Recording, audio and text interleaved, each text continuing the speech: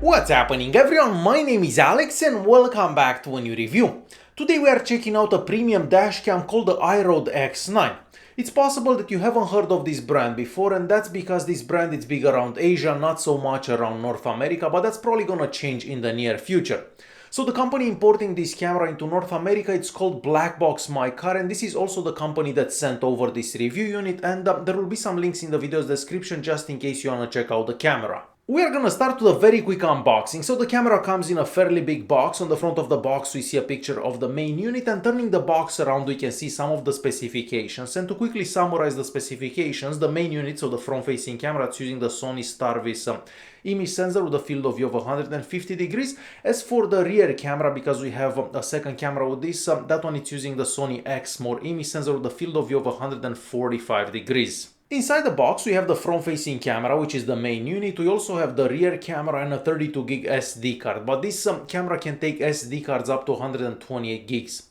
Now keep in mind that on a 32 gig SD card you can record for 4 hours to the front and the rear at the same time. There is also a quick startup guide that's in English and it's got a lot of information, so I do recommend that you check that out. You're gonna find a windshield mount and also a secondary sticker for that windshield mount and 3 cables. The first cable is the standard cigarette lighter power cable that you'd find with most dash cams. The second cable is used to connect the rear camera to the main unit, and the last cable you'd be using if you wanna hardwire the camera to your car's fuse box, and that would be used if you want to keep the camera on at all times. There is also an optional GPS unit that you can get for this camera, and if you connect the GPS unit you can see the speed in your recordings, and you can also check out the locations whenever you're watching the recordings on your computer. So it could definitely be useful in case of an accident, or in case you want to check out where the car was or anything like that. The front-facing camera, which is the main unit, is mostly made out of plastic, and I love the fact that it's small enough that you can't exactly see it from the outside of the car, well, if you don't know where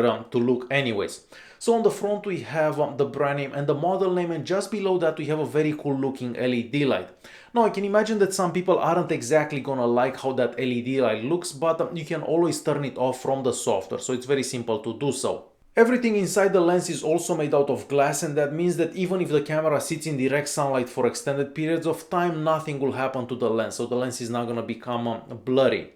You can also rotate the lens up or down depending how you mount this on the windshield, so you can adjust the viewing angle so it fits your needs. At the bottom of the camera we have a couple of LEDs, we also have the speaker, and we have a couple of buttons, and the big button is the one that you would use to set up the camera, so when you first get the camera and you set it up to connect to your smartphone. On the left hand side we have a small USB Wi-Fi dongle, and that's used so the camera can make a Wi-Fi network and you'd connect to that Wi-Fi network with your smartphone. And on the back we have the slot for the SD card, the port for the GPS, the port for the rear camera, and of course the port for the power adapter. Moving on to the rear camera, well, that one is much smaller. It's mostly made out of plastic as well, and the lens is entirely made out of glass. So if you keep this one in direct sunlight, nothing will happen to it either. And on one side we have a micro USB port, and that's used to power the camera and of course send the data to the front camera, which is the main unit. The installation process is very simple but a bit time consuming, since you have to hide all those cables, but it really depends from person to person and how you like your cables to be hidden, because some people may not care.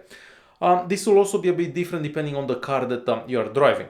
So first I placed the front camera on the windshield, then I ran the cable to the power socket, and I used the cigarette lighter cable because I don't necessarily need the camera to be on 24/7, since my camera is in the garage most of the time, so I don't exactly need the camera to be on all the times.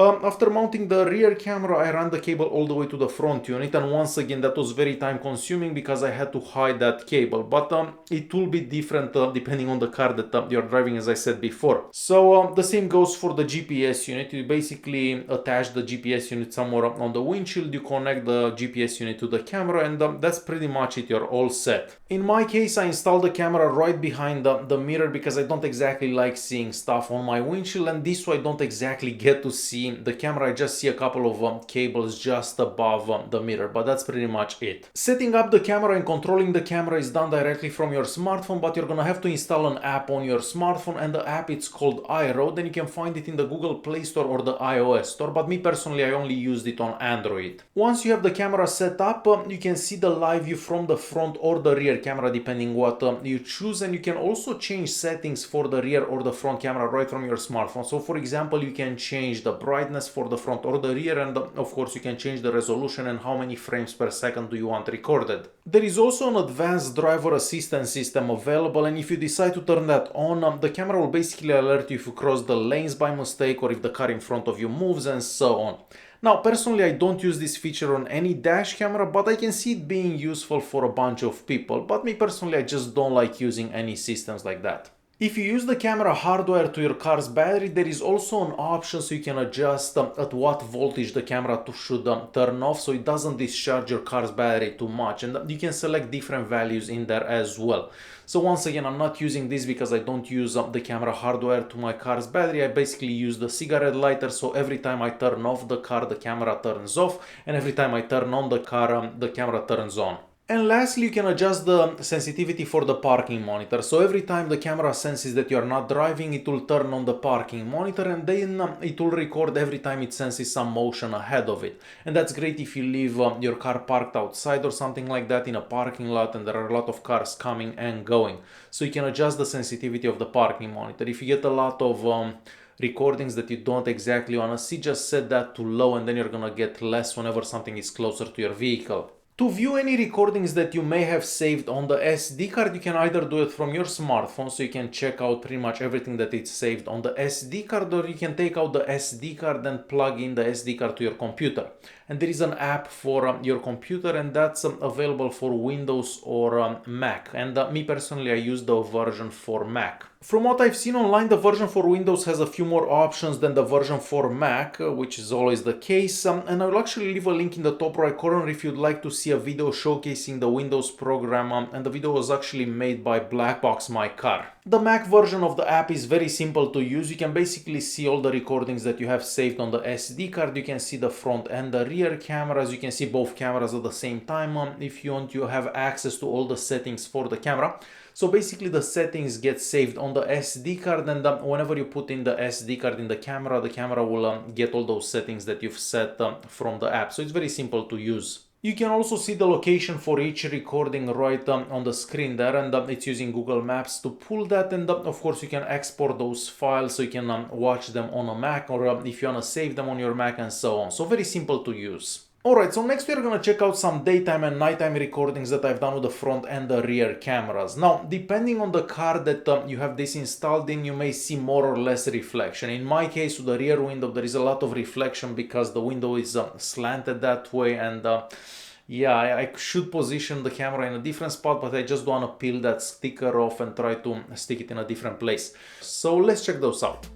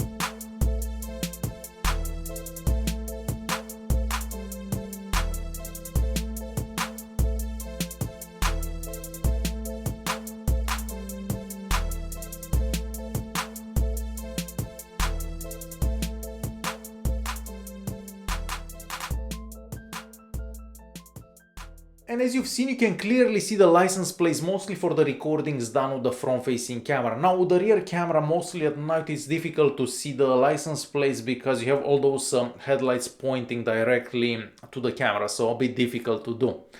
So there you have it, this is the IROAD X9. If you want to check it out, there will be some links in the video's description.